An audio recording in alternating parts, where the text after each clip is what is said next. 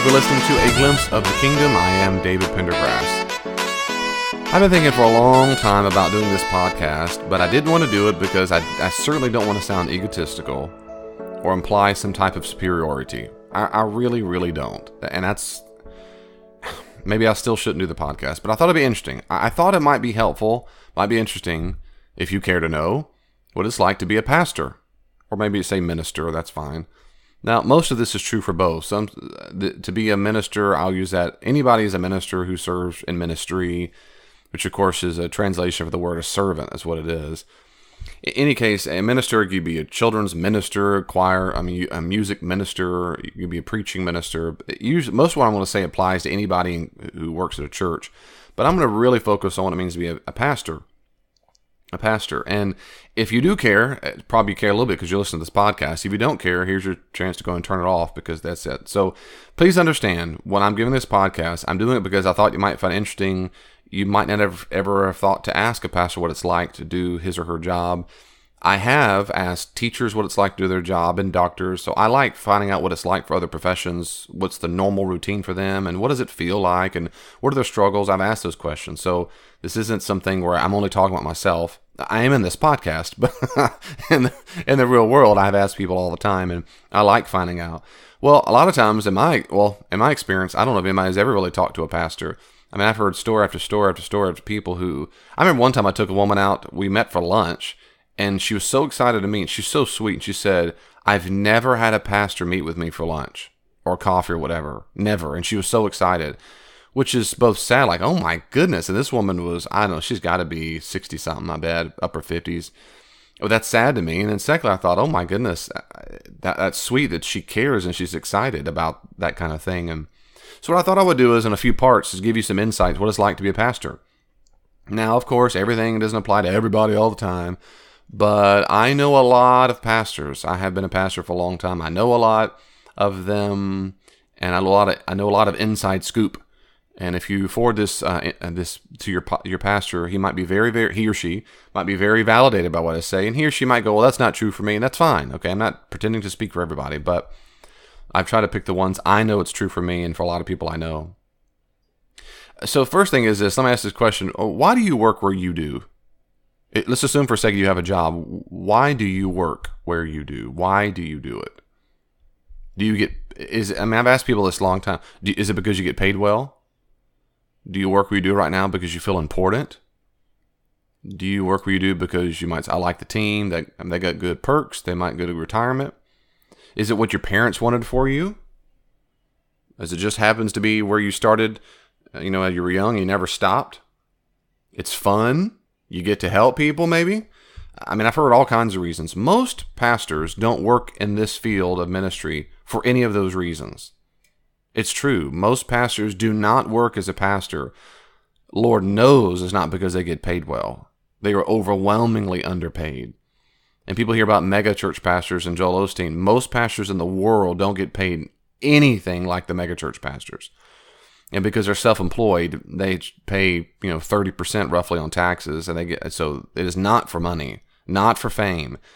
Not always good. Sometimes they do it because they feel important, but in general, no, it's not because it's fun. It's not because your parents necessarily wanted it, on and on. Most pastors, every pastor I've met, and I've heard of others that do it for other reasons, but every pastor I've met, certainly when I do it, they do it for one and only one real reason. They feel called by God to do it. It's a very, very big deal. In fact, so much so, if I meet pastors today and they say, if I ask them what made them get into pastoral ministry, if they do not say this, that's really odd to me. I go, that's weird, because almost everybody I've ever met says they got into pastoral ministry because they felt a calling by God, a legit calling by the God of the universe. Now, I want you to imagine what this means. Imagine what it means to feel like the God of the universe asks you to do a job. Most people have no idea what that feels like. They don't. I've talked to people, all my life, and I've asked people many, many, many, many times, how did you know you wanted to be a plumber? How did you know you want to be a physician? How did you know you want to be a mechanic? How did you know you wanted to be a supply chain manager? How did you know you want to be? And I've never, ever heard a person that I remember, maybe they have, I don't remember anybody ever saying, God called me to this job. ever. Now, I'm sure it exists, and you're that one person who's listening. Well, I felt called by God to be a plumber. Great. Well, I haven't met you yet. But pastors is standard. Now, most pastors will tell you it's not because of a burning bush that was not being consumed, like Exodus and what Moses happened there. It's not because of that. They usually don't have a physical image appear to them. They don't usually meet an angel. It's much more like a constant, peaceful, internal nagging. It's really what I call a peaceful compulsion. It's the sense you really ought to. You really ought to. You really ought to. You really ought to. You really ought to. And I've met many, many pastors who describe it the same way. And then many, many pastors who say they'll say, I ran away from my calling, or I ran away from God. There's a running away from. There's some kind of story. And then I've heard this for decades. I've heard people say they did it for decades. Well, I was running away from God for decades. Now, that running away from God might be an allusion to Jonah. He tried to run away. But anyway, I've heard people from long time, sometimes years, sometimes months. And then they always end with one very common Christianese thing to say. They will say, then I surrendered. In fact, in Christian circles, if you don't know this, if you happen to be a skeptic or an atheist, don't know why you're listening to this. I'm saying, and you're not sure why you're listening, maybe this is to help you, maybe just to gain insight. But one thing Christians tend to say when they're called to ministry is they surrender to ministry. Or they'll say, I surrender to the ministry. You're hard-pressed to find anybody in your entire life to say, I surrendered to plumbing. I surrendered to architecture. I surrendered to real estate business. But pastors say it differently. It's a really, really, really big deal to feel called by God to perform a certain job, a task, a calling on your life, a vocatus in the Latin, a calling, a vocation. It's a really big deal. I really mean this. It's a really, really, it's such a big deal. You ask most pastors, and I'm one of them, they'll tell you their identity is wrapped up in it. Their identity. When I grew up, I wanted to be an astronaut. I really wanted to be an astronaut, studied physics, math, the whole shebang. I really did. I still love space. Great. Okay, then I was called by God. I'm convinced of it. Maybe I'm delusional. Maybe I was wrong, but I'm still convinced I was right. And I'm right that I was called to ministry. Does that mean I dislike astronomy and astrophysics? Nope. Could I imagine myself doing that? Yeah. And singing. I grew up singing all the time. I ran a professional male quartet. I had a music major undergraduate for 3 years until I double majored and switched over, and on and on and on. Can I imagine myself being a vocalist? Yep. The point is, I can imagine other jobs if it's illogically possible. But I would absolutely feel like I don't really exist anymore. My identity is wrapped up in being called by God. It's like I completely have a choice, and yet I don't have a choice. And those both go together. It's a really big deal. Not too long ago, I remember I worked at a church where the chair of the elders told me I should quit ministry. And it's kind of like saying you should go kill yourself. It is. It's kind of like saying go kill yourself. It calls into question your whole sense of self and purpose. And most people have no idea what that's like. So when you meet your pastor, and it might be real flippant to you to tell him or her what they should be doing in life. For most pastors, it's not flippant at all. For most pastors, there is a terrifying proposition that is true, and that is, I really do think God called me to ministry, and I really will be held accountable to Him. I really will be held accountable. I really will be.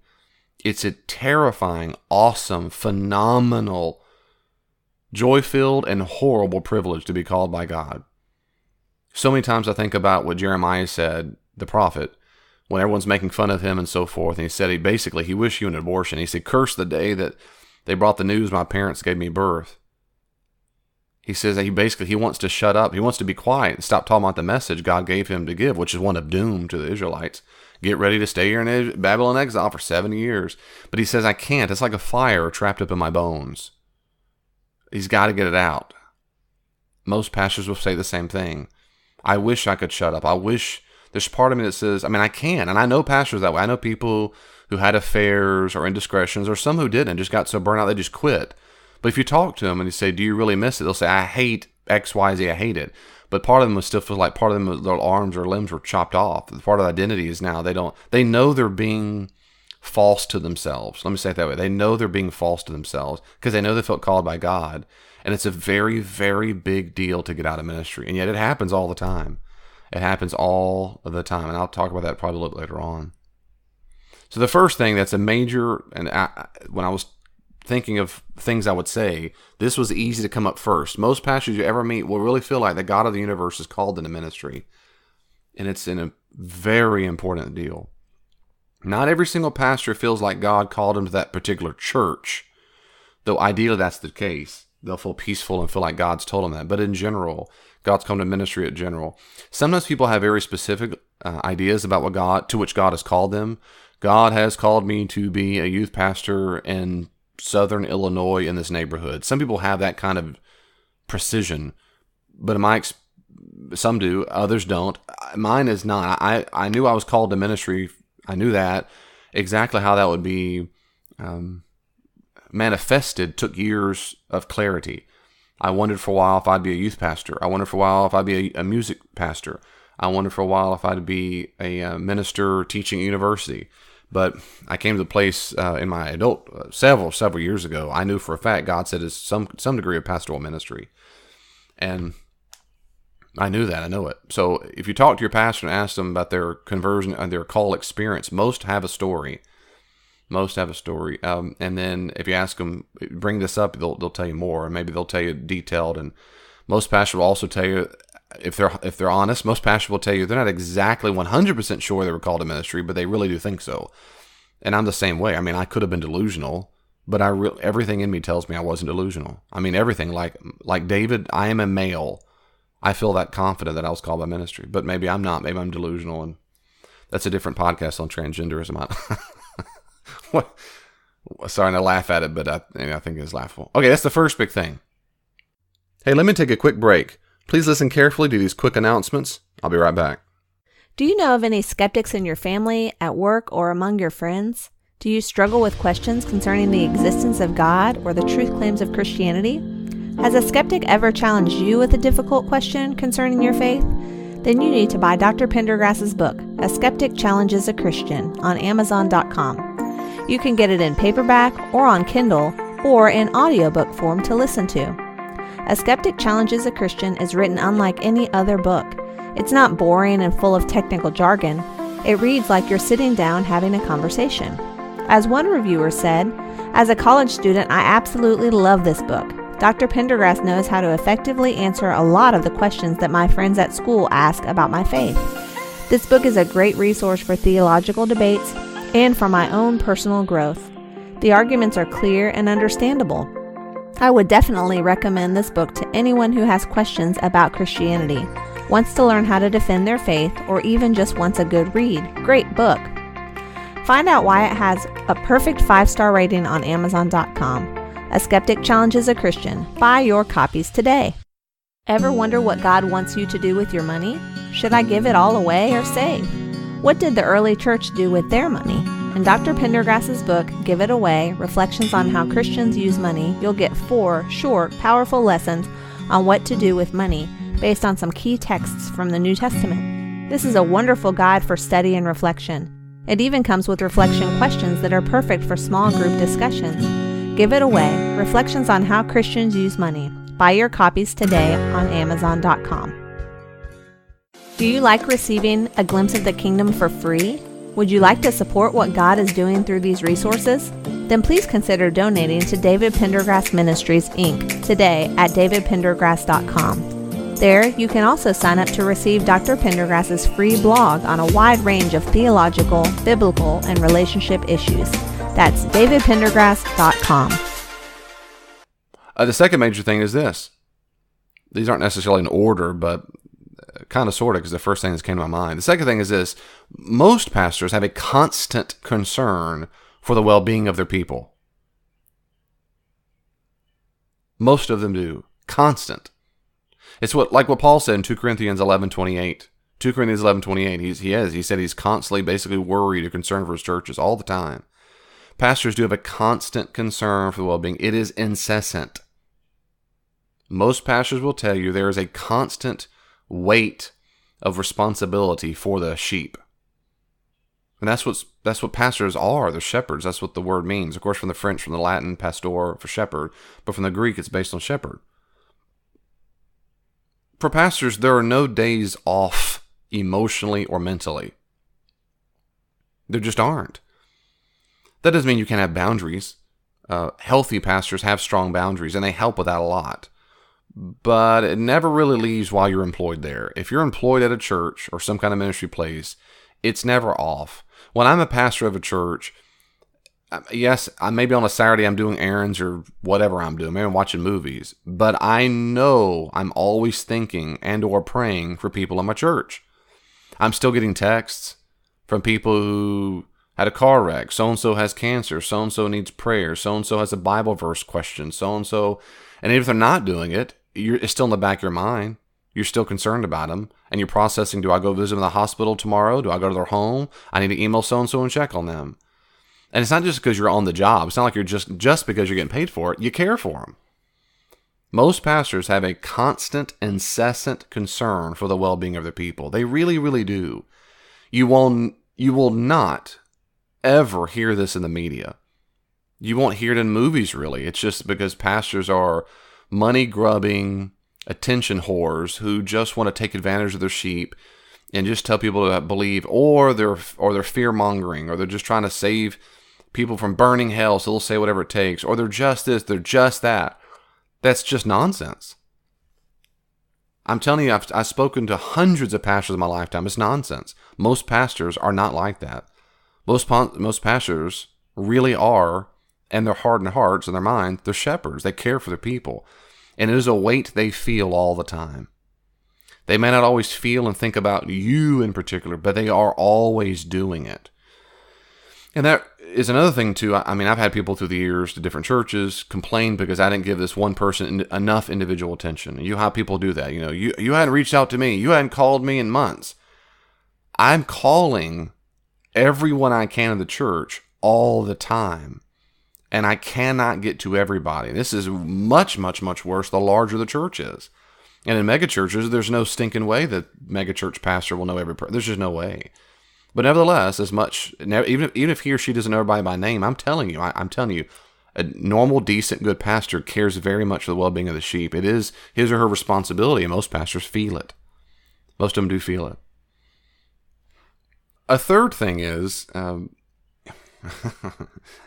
this will sound maybe more negative if you're not accustomed to this, but it's a really big, it's a thing that weighs down on pastors.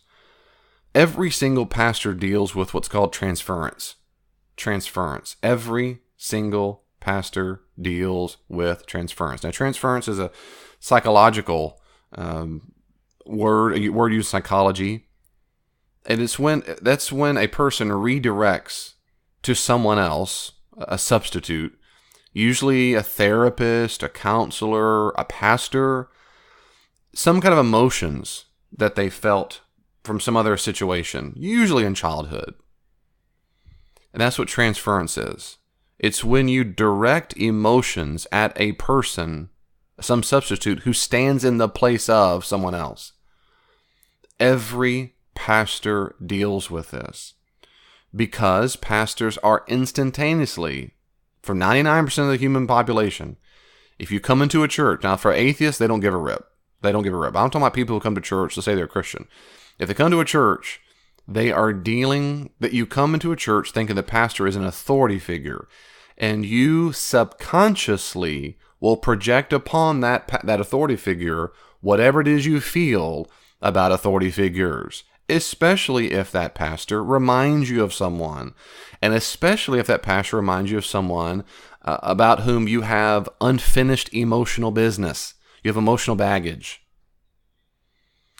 If, as a child, you were molested by a brunette person, and then your pastor, the new pastor in town, is a brunette person, you're going to have unresolved feelings that come out toward that pastor.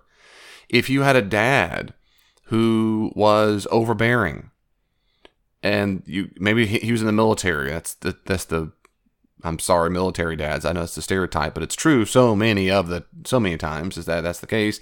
Their dads are emotionally distant and they're very rigid and get your room done and whatever. They either love it when they grow up or they despise it. And so they either will flock toward a pastor who's just as rigid and legalistic, or they will run for the hills if a pastor even kind of sort of comes across that way. That's transference. I was at a church recently where two different people, when I first came on the job, two different people told the same person, I don't know what it is, but I just want to argue with him. They didn't even know me. And they wanted to argue with me. This is called transference. Transference is all it is. That means they have unresolved crap from their background, and pastors deal with it all the time. We are constantly dealing with people who treat us like their previous pastor. That's a really, really common one. A previous parent, and that's good or bad. Or an ex-spouse, or a relative who also went into ministry. It happens all the time. Some people instantaneously love us. Hugs, kisses, they just immediately feel safe. They treat you like you're not a weirdo. Normally, they might treat you like they're a bud. They treat you real friendly, like they're a good friend. Maybe it's because the previous pastor was a friend, or they had someone in the past. Someone in the past who went to a similar school. It's just amazing. People do it subconsciously too. Transference is just you redirect all these emotions. But when it's good, and it's real sweet. It's wonderful. But when it's bad, it's really bad, and it happens all the time. Of course, the reason why this is really bad is because as a pastor, they are not anyone else.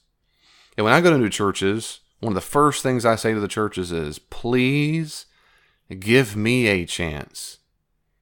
Please don't put me in the mold of the previous pastor, or your mama, or your daddy, or someone who, on and on it goes. People have been molested by clergy. They finally go to church and meet some person and meet the pastor, and immediately think the pastor is going to take advantage of them. I know people who were at churches where it's crazy the stories you hear. I met a guy one time who he visited a church, and I think it was the next day or that week, the pastor visited and says, well, how much money are you going to give to the church? And demanded he sign up to give money. The guy had visited once.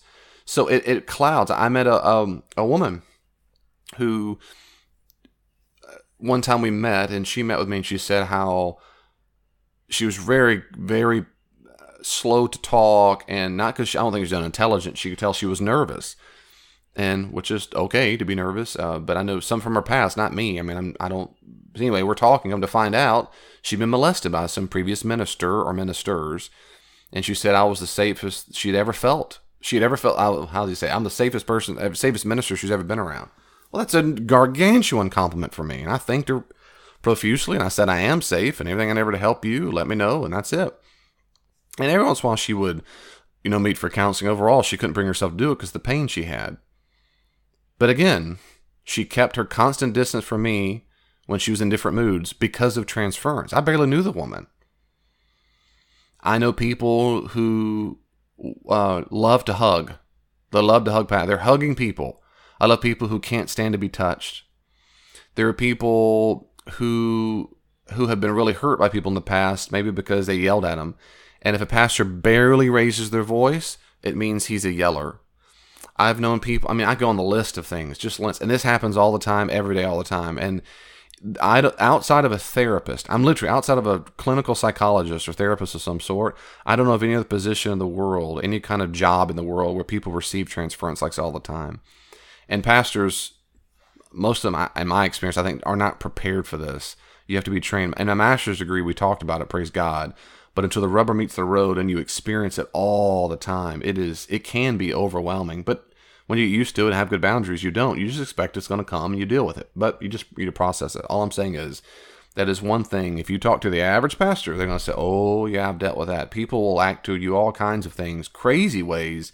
They come across as crazy because they're completely unrelated to you. They don't give you a chance. All you are is blank. You're just that person from the past or whatever. Even if they can't articulate it. If they would go, no, I would never do that. No. It doesn't matter if they believe it. It doesn't matter. It happens all the time. And you can read all kinds of books on this. Well, I'm going to stop right there. I hope you listen to the next part while I continue this same series. Well, the conversation isn't finished. You can always reach out to me on social media. Are you on Facebook? I am too. At Glimpse of the Kingdom. Glimpse of the Kingdom on Facebook. Be sure to like it and you can see updates there. Also, if you're on Twitter, check me out at Dr. D. Pendergrass, at Dr. D. Pendergrass, or at Glimpse the King, at Glimpse the King. And I try my best to respond to comments and questions on there as quickly as I can. If you want more, there are many more resources on the podcast and my blog. Go to my website, davidpendergrass.com, and you can see a full list of the podcast, and my blog is available for free. Are you active in a church right now? I'd be happy to come out to your church and do all kinds of classes and workshops there. Check out davidpendergrass.com, davidpendergrass.com for more information. And may God in His great grace give you even just a glimpse of His kingdom this week. See you next time.